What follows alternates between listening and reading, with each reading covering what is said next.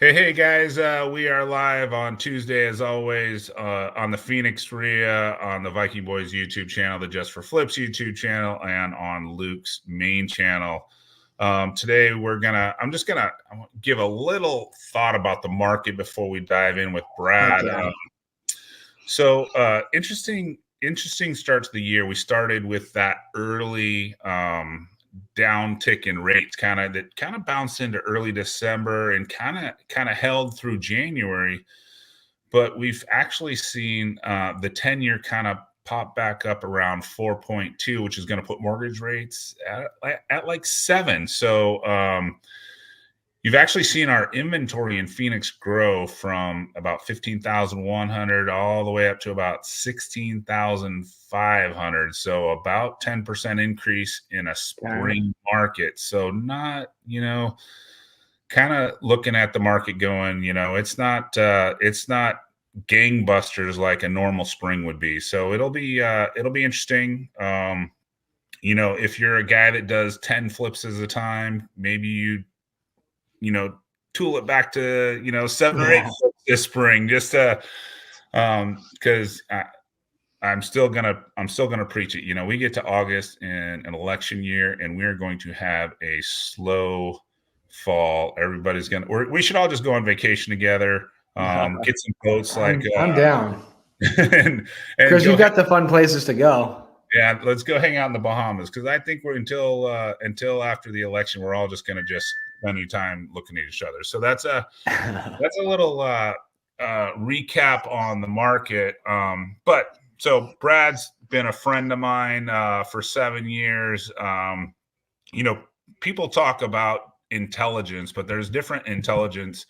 There's business intelligence, and then something that a lot of people don't talk about is emotional intelligence, right?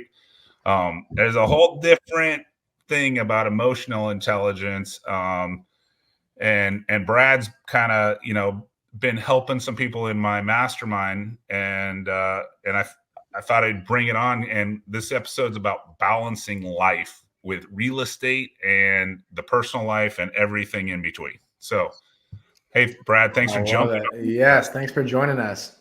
Thanks for having me. I'm excited to be here. So tell us a little bit about your real estate. You're a wholesaler like me. Give us a little background, and then give us the fast forward. Yeah. So let's go back to 9th grade. I read a book on how to buy real estate with no money down, and wanted to do real estate because there was unlimited income potential. And in 2002, late 2002, my son had just been born in July, and an investor bought my neighbor's house. And I went and talked to him, and he said, yeah, I buy houses at 30% below market, fix them up and resell them. I was like, wow, I don't remember the book saying that. So I was like, this is what I'm going to do. So for 8 long months, I worked my ass off trying to find a deal, and I couldn't. And finally, in July of 2003, I bought a house. In July and August, I bought 6 houses. And then in August, I went to my boss and I said, I quit. And I came home and told my wife at the time, I go, I just quit and I'm starting Express Home Buyers. And she's like, have you lost your mind? Like, we've got a newborn son and I've got 2 kids. Like, what do you think? And I'm like, it'll be fine. And here we are 21 years later. And it was all fine. 4,000 houses. And the company's doing well and running without me pretty much. It is running without me. I show up for an hour manager's meeting, and hopefully we're going to do, 300 deals this year. We did 223 the year before and 253 the year prior to that. So in other words, you bet on yourself. Yeah. I bet on myself. Yeah. There we go. That's the best person to bet on. You know that. Yeah. But the strange twist is I was betting on myself because it was like a matter of survival. I had to make a bunch of money to prove myself because I didn't feel worthy back then. Okay. There we go. Now we're starting to peel back some layers. I was looking for worthiness and happiness, and I thought that that's a lot of entrepreneurs and real estate investors. Yeah. Let's get in a business so we can make a bunch of money. So when we get over here and we're making, 2 million, 10 million, 5 million, whatever's in the bank, I'm going to feel happy and worthy. And what I've learned over the last 3 years is it doesn't work that way. No. What you need to do is I can teach you how to get to that state that you're trying to get to with money today. And then once you get to that state of feeling fulfilled and feeling worthy, the chances of you reaching your financial goals go through the roof. Money Yeah. doesn't bring happiness. Happiness actually brings money. They've done tons of studies that show that. Heck yeah. Oh, I would absolutely second that. There's no doubt about it. I mean, just hitting on that really quick. I mean, we built out our business, and we had kind of gotten into a point where we had other people that were going on appointments and doing the closings and stuff like that. That's what I really enjoyed doing.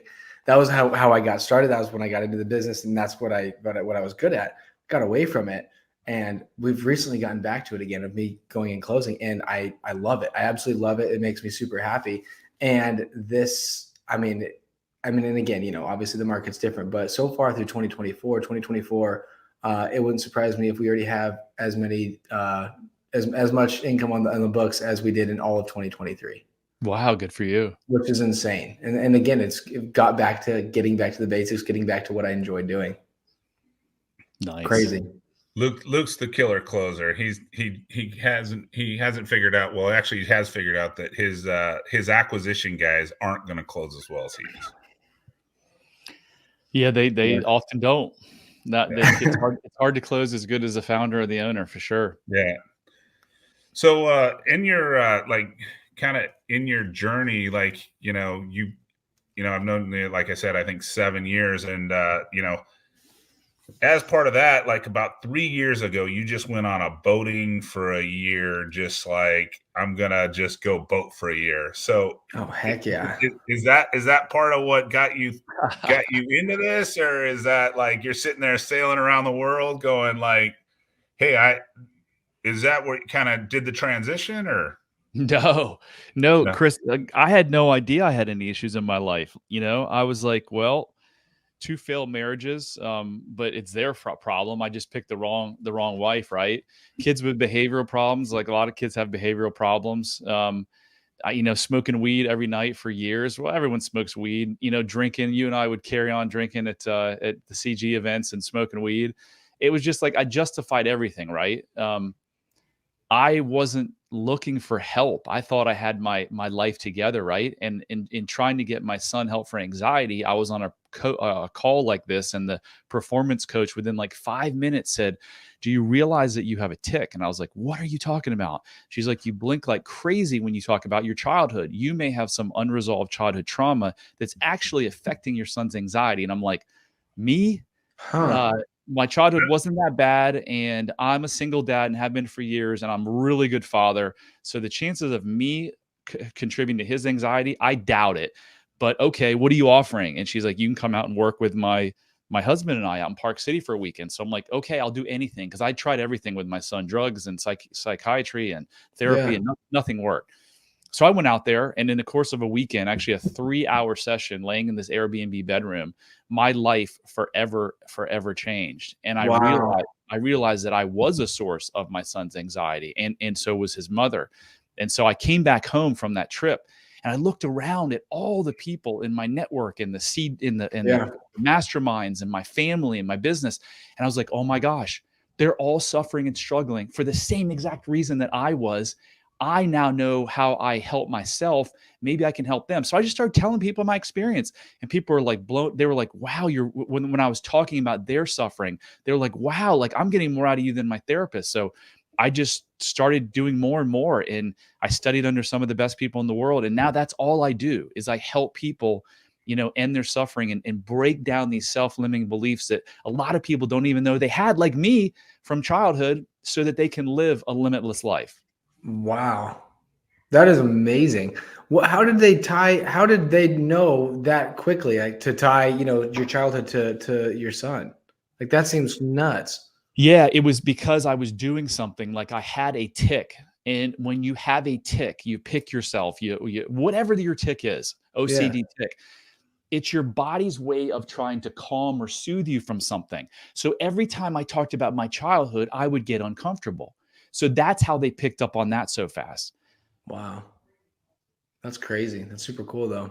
Yeah, and if you have kids with behavioral issues, they act up in school a lot, or they have anxiety or depression, and you want to know where it's coming from, just grab your spouse and walk in the bathroom and look in the mirror, because you're the cause. Notice I didn't say it's your fault. I said you're the cause. It Yeah. wasn't my fault. I was doing the best. I was a single dad, for God's sakes. I was doing the best I could. But my subconscious brain, which drives 95% of all of your behavior, was giving me this message over and over and over again that you're not enough. So if I wasn't enough, how could I ever teach my kids to be enough? I was always pushing him, thinking that Yeah. if he could make the PGA Tour, I'd be enough. So let's go back to your boating question. I woke up one day and I'm like, I'm buying a boat. I didn't wake up and say, I'm no good, I have to own a boat. But my subconscious mind, Chris, said, you're going to buy a boat and you're going to take it to the Bahamas, because if you can show all these pictures of you going to the Bahamas, you're going to be worthy. So I made it to the Florida Keys. When the boat was in the Florida Keys, that's when I had my weekend in Park City. And I realized, oh my gosh, that's why I did that with the boat. So I'm like, I don't need to go to the Bahamas and risk, because I was a brand new boater. I never owned a boat in my life. I buy a 42-foot boat. The night before I leave, we're at the Georgetown waterfront, and my buddy has a chart and he's trying to teach me how to read a chart. I knew nothing. It was really dangerous. Like I went on one pass, this pass in Georgia that you got in the ocean, on one engine. Like, what the hell was I doing? I was like, myself. I was like about to fall off the seat. So anyway, I went and got the boat. Once I went through, I went and got the boat and brought it back. And yeah. Jeez, that's crazy. So why were you on I'm a boater. Why were you on one engine? Did you one of the engines go down and you're just out there? Yeah, so one of the engines went down, and I had a Facebook message before leaving the marina that said, "Hey, can you tell me about a mechanic in the next?" I think I was going to Brunswick, Georgia, and I go, Okay. "Can you tell me a mechanic?" So when I got to the marina that night, I pull out my phone, and like 4 people commented, "Do not go through that pass on one engine. Make sure you get it fixed before you go." But I didn't see the comments until after I took off. Oh my gosh. So I mean, okay, I'm not a boater. I would like to be a boater, but I'm not one. So what? So one end, that's just, is it dangerous? Is it bad for the boat? It's 2 engines. So if I lost control, now I have only control of one engine. So if I lost control of the other engine, I don't know what would have happened. I don't think the boat would have capsized, but You break out the paddle. It would have been really hairy. Jeez. Well, just if you ever get in the situation like that, don't be one of those guys that doesn't drop. What you're supposed to do is just drop the anchor. Just drop the anchor, because then you're not going anywhere, right? But if you're running through a pass with a bunch of current or anything like that, and you're kind of on one engine, your maneuverability is down. So anyway, Okay. so you're in the middle of this because obviously you're reaching out to me a bunch. You're like, "Hey, Chris, where should I go here in the Bahamas? What should I do here in the Bahamas?" And I just honestly thought, because it was at the end of your boating trip, I just thought, hey, man, Brad just went on this like 1-year boating stuff and just kind of got, back with himself and figured all this stuff out. And it was really just a flight to Utah that helped you to recapture all that. Yeah, here's the thing. So it would be nearly impossible to do that on a boat trip, because this was my issue, and it's everyone's issues. Anyone who has any issues, whether it's obesity or drinking too much or infidelity or bad marriage, anxiety, depression, it's all the same story. It all comes from one problem and one problem only, and that's your thinking. And where does your thinking go wrong? It actually doesn't go wrong. What happens in childhood when you don't have your needs met, or you're in a stressful situation, or your control is taken from you? You've got to create a story, a meaning around, why is this happening to me? And so often it's, something's wrong with me. I'm not deserving of love. I'm bad. I deserve to get hit. I deserve to get punished. I deserve that my dad works all the time and he's never here.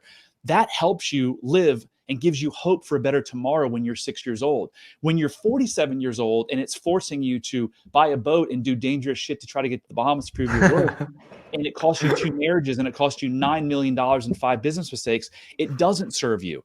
So it's the same thing for everyone. If we could get everyone through the program that I have, like literally the drug companies would be put out of business, hospitals would shut down. I'm not kidding you. The terrorism would stop, wars would stop, prisons would shut. It's all the same thing. Hurt people. And why are they hurt? It's just because what they went through in their childhood. It's not because they're 25 years old and their business fails. That's not why it happens. It always can be traced back, or 99.9% can be traced back to shit when our brains were being formed between the ages of 0 and 10. Yeah. So I was actually listening to something ironically today, and you talk about teenagers and all that kind of stuff.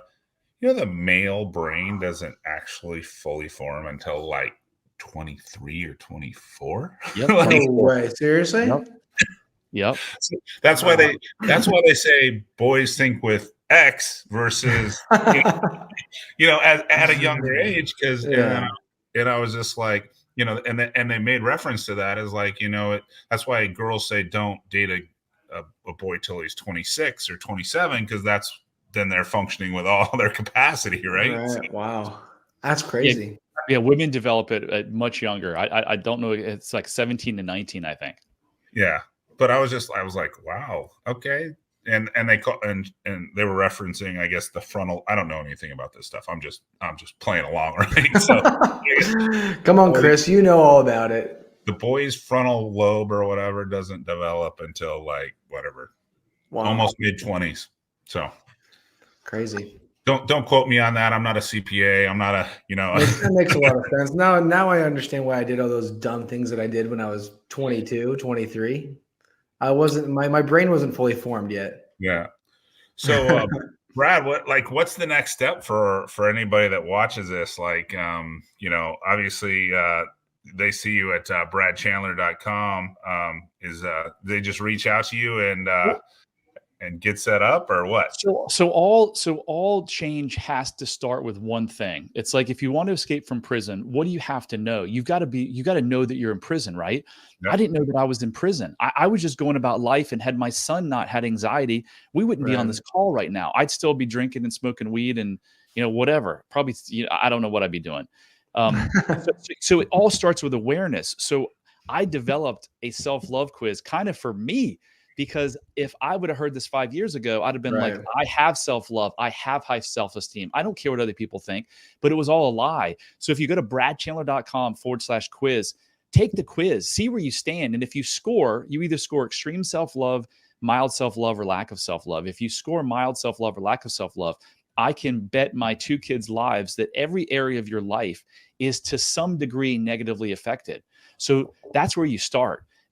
Anything that you're struggling with, I'm telling you, like my business used to be in chaos, just absolutely up and down all the time. I used to, chase the shiny object, whether it's business problems, whether if your marriage sucks, it has nothing to do with the actual relationship. The problem in relationships today, and always, have to do with the relationship each person has with themselves. Depression, anxiety, I'm naming all these things. You work too much, you're a workaholic, you have a racing mind. All of those things trace back to the same thing. And literally, you don't have to go to therapy like I did for 3 decades and 50 different marriage counseling sessions. All you have to do is do exactly what I did in that 3-hour session. And that's go back and figure out those times. It's hard to do on your own, but go back and figure out those times in your life where you told yourself these things, because no one is born an addict. No one is born with anxiety or depression. These are all learned behaviors. And if you learn them, guess what? You can unlearn them. And watch what happens when you go from lack of self-love to extreme self-love.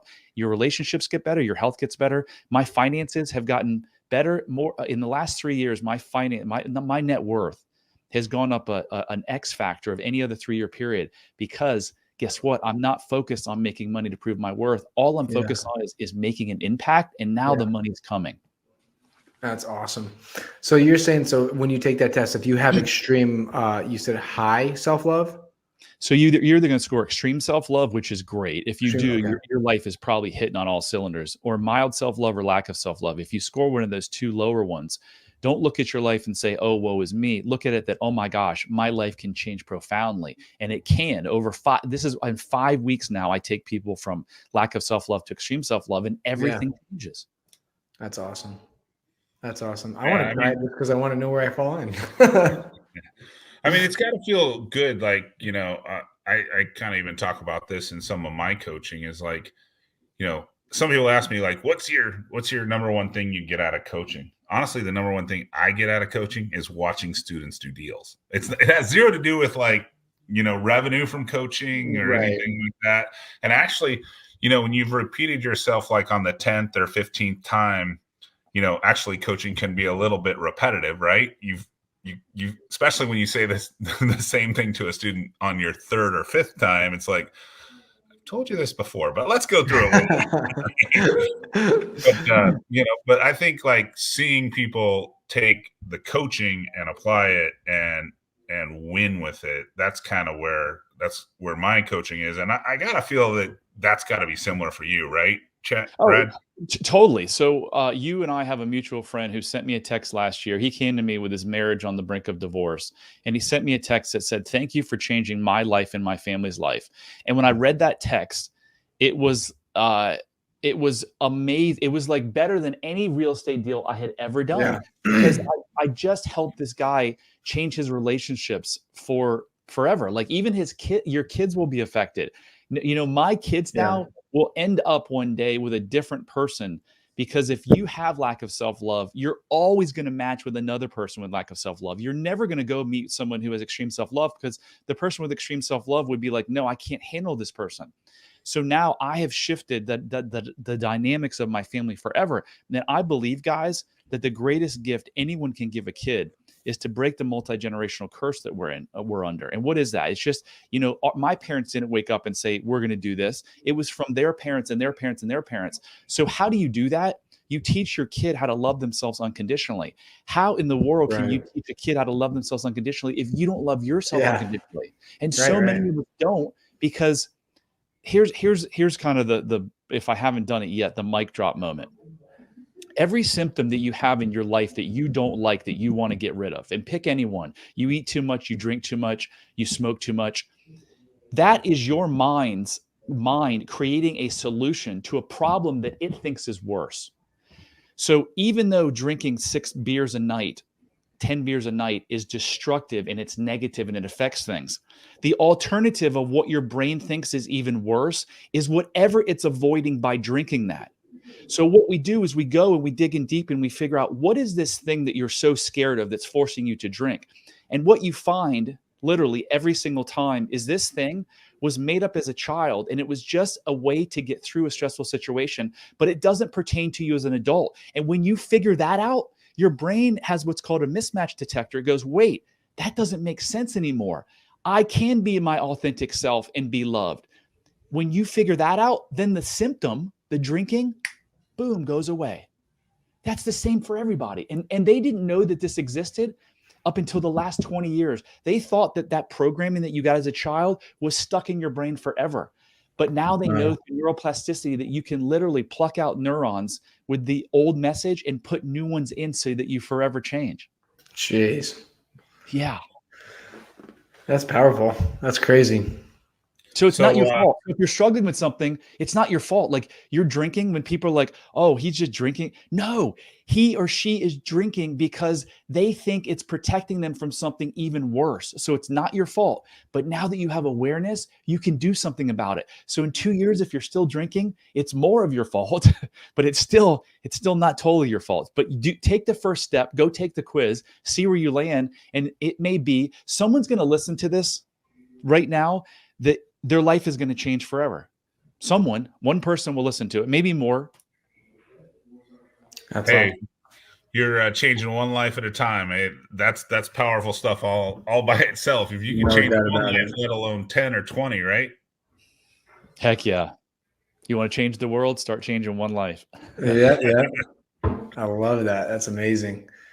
So how has that impacted? I mean, you kind of, when you started, you were able to obviously take the time off and go boating, and but you said that's impacted. So you were pretty much, doing a hands-free business. So you put all the right people in place. You had all the right systems in place. The fact that you were just going to go off and boat for a year, but how has that impacted the business as far as, growth? Like just helping the employees, helping them, work through all this same stuff also? So I was not in a position to go boating for a year. What I would do is I would take like 4 or 5 day runs, leave the boat somewhere, and fly or drive home. Okay. Now I could go on a year boating trip. I'm a single dad still, so I couldn't quite do that responsibly unless I took her with me. But look, man, everything in my life has changed. So my business, the culture has changed because I was the leader, and it was Yeah. always about money, money, money, money, money. If you're not making me money, what's your point? Now I've looked at how can I make an impact. So I've coached a lot of people in my organization. The first person I ever coached before I started charging people was a young lady who was 33 years old. She had massive anxiety. She slept like 2 or 3 hours a night. She had headaches. Her relationship with her husband and son weren't that good. And after 3 sessions, she's like sleeping. Her headaches are gone. Her anxiety is way reduced. So I had this culture. I'd come back from CG and I'd see all these people that were doing all this amazing stuff, and I'd be like, I tell my wife at the time, I'd be like, I'm really dumb. Like Mike this and Mike this and Chris this, and they're so much smarter and they're doing this and this. So we got to do that. And so it'd be like, let's do this and let's do that. I was Yeah. all over the place all the time. I was opening new markets when I couldn't even do like simple things like keep a brochure box filled in my home market. So all of that's gone. Like all of the chaos, like there is no chaos. We don't have all these problems in lawsuits and bad properties. We're just Yeah. like, we're steadily growing. We've got a plan of expansion, and we don't need to go make a gazillion dollars because I no longer have to prove anything. Yeah. You stick with what you know, and as you've done that, you've continued to grow, and you've grown in probably a very healthy way, to a point to where, yeah, like you said, you've been able to ultimately take yourself out of it, which is pretty amazing. And so Brad, you said you guys are hoping to be on pace to do about 300 deals this year. Do you guys do very similar to like what Chris does? Are you guys dispo, or do you So guys we no a we little bit of source everything? everything direct to seller, and we dispo everything. We're taking down probably 30% of all the houses that we get under Oh, contract, okay. and then we wholesale, the rest. Okay. So when you take them down, you flip them or keep them as rentals, or? We flip almost everything. Yep. Okay. And sometimes we'll take them Very down and cool. we'll do carpet and paint. Sometimes I think we just Yeah. listed a DC property where we did like a $225,000 reno. Yeah. Yeah. So a little bit of everything then. Yep. I love it.